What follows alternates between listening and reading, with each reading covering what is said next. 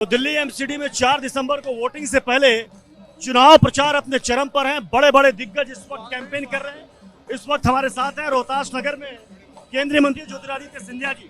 देख कर लग नहीं रहा कि एमसीडी का चुनाव, ऐसा लग रहा है कि लोकसभा या विधानसभा का। पर ये उत्सव है, प्रजातंत्र का उत्सव होता है चुनाव। और जिस तरीके से जनता का राय, जनता का निर्णय सर्वप्रिय होता है, उसी का उल्लेखनीय एक उदाहरण हम लोग देख रहे हैं। और जनता के सामने चाहे आप हो, चाहे हम हो, चाहे कोई भी व्यक्ति हो, नतमस्तक होकर सेवा भाव के आधार पर उसी धारणा के साथ हमें नतमस्तक होकर आशीर्वाद मांगना पड़ता है। अरविंद केजरीवाल कह रहे हैं कि देखिए मैं तो अकेला प्रचार कर रहा हूं, बीजेपी ने सारे अब मैं सीएम 17 केंद्रीय मंत्री। अब मैं क्या करूं अगर केजरीवाल जी अकेले रह गए? उनकी स्थिति अगर उत्पन्न हो गई तो शायद उनके करतूतों के आधार पे ये स्थिति उत्पन्न हो गई कि वो अकेले रह गए, क्योंकि उनके काफी कुछ मंत्री तो जेल में पड़े हुए हैं। तो इसलिए ये स्थिति उत्पन्न हो गई।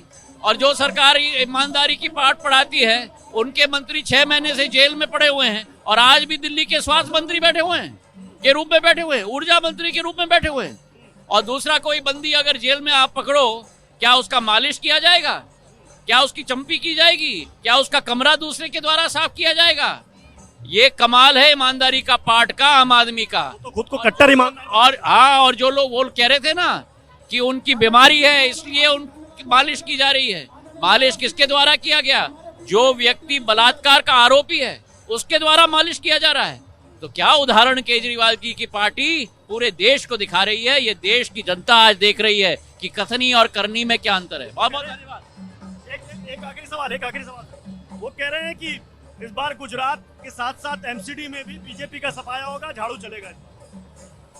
जिस दिल्ली में, जिस ऐतिहासिक दिल्ली है, देश की राजधानी है, देश का मुकुट है, उस दिल्ली में 7 साल में एक अस्पताल नया नहीं लगा, एक नया फ्लाईओवर नहीं बना, जिस दिल्ली में एक नया उद्योग नहीं आया।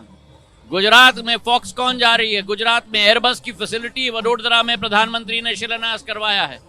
जो विश्व की सबसे सर्वश्रेष्ठ कंपनी आज भारत में C-295 प्लेन बना रही है, लेकिन दिल्ली में विकास का नामो निशान नहीं। जो सपना दिखाया था कि दिल्ली को हम लंदन की तरह बनाएंगे, दिल्ली को पेरिस की तरह बनाएंगे, प्रदूषण का केंद्र बन चुका, क्राइम का केंद्र बन चुका, रोड रेज का केंद्र बन चुका। इससे निजात हमें दिलाना होगा। और मुझे विश्वास है कि दिल्ली की जनता आज असलियत जान चुकी है और 4 तारीख को मतदान में आप देखोगे एक ऐतिहासिक मतदान होगा। मिनी पार्षद का दर्जा देने की बात कर रहे हैं, क्या ये मैं आपको बताता हूं कि उन्होंने पिछले चुनाव में भी करीब 100 वायदे किए थे, लेकिन आज अमल नहीं हुए। जनता पर्दाफाश करेगी और मुझे पूरा विश्वास है कि कमल का फूल दोबारा खिलेगा। बहुत बहुत धन्यवाद। 230 सीट तो हमारी है, सिर्फ बीजेपी के लिए 20 सीट छोड़ रहे हैं। कितना 250? मैं केजरीवाल जी ज्योतिषी है ना, केजरीवाल जी सब कुछ है। केजरीवाल जी ज्योतिषी है, केजरीवाल जी जादूगर है, केजरीवाल जी सब कुछ है। हम तो केवल जनता के आम सेवक हैं। हम झुककर काम करते हैं, वो प्रोपेगेंडा के पीछे पड़ते हैं, हम विकास के पीछे पड़ते हैं। बहुत बहुत धन्यवाद, शुक्रिया। तो केंद्रीय मंत्री ज्योतिरादित्य सिंधिया जी इस दावे के साथ कि एक बार फिर से यहाँ पर जनता बीजेपी को जिताएगी। वीडियो जर्नलिस्ट रंजीश के साथ प्रत्युष खरे, रोहतास नगर, TV9।